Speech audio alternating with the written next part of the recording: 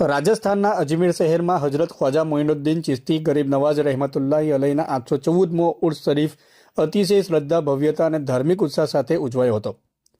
દિવસ દરમિયાન તો શું, પરંતુ જમીનથી લઈને ધાબા અને પહાડોની ટોચ સુધી જ્યાં નજર કરો ત્યાં અકીદતમંદોની ભીડ જોવા મળી હતી.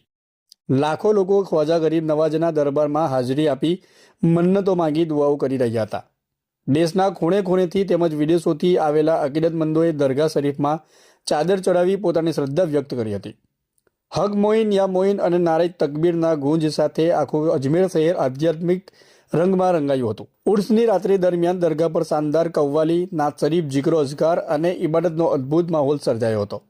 આખી રાત લાખો અકીદતમંદોએ હુજુર ગરીબ નવાઝની બારગાહમાં સજદા કરી દેશ દુનિયાની શાંતિ, એકતા અને સમૃદ્ધિ માટે દુઆઓ કરી હતી. દરગાહની આસપાસ ગરીબો, મિસ્કીનો અને મુસાફરો માટે વિશાળ પાયે લંગરનું આયોજન કરવામાં આવ્યું હતું. કોઈ ભૂખ્યો ન રહે તે ભાવનાથી સેવા, દાન અને સહાય કાર્યો માનવતાના ઉત્તમ ઉદાહરણ રૂપે જોવા મળ્યા હતા. ભારે ભીડ હોવા છતાં સુરક્ષા વ્યવસ્થા અને અનુશાસન પ્રશંસનીય છે. 814માં ઉર્સના પાવન અવસર પર દેશના વડાપ્રધાન નરેન્દ્ર મોદી તરફથી કેન્દ્રીય મંત્રી કિરણ રિજ્જુ અને રાષ્ટ્રીય લઘુમતી મોરચાના પ્રમુખ જમાલ સિદ્દીકી મારફતે ચાદર મોકલવામાં આવી હતી.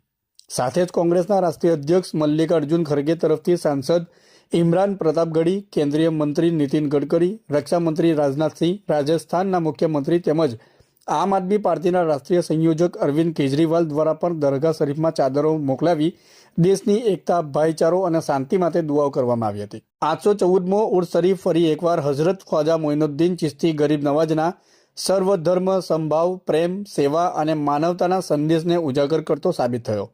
અહીં હિન્દુ, મુસ્લિમ સહિત તમામ ધર્મોના લોકોએ એક સાથે દુઆઓ કરી, જે ભારતની ગંગા જમના સંસ્કૃતિનું જીવંત પ્રતિબિંબ છે. અજમેર ઉર્સ એ ફક્ત ધાર્મિક પરંપરા નહીં, પરંતુ વિશ્વને એકતા, શાંતિ અને માનવતાનો સંદેશ આપતો આસ્થા અને સેવાનું વૈશ્વિક કેન્દ્ર હોવાનો પુરાવો છે.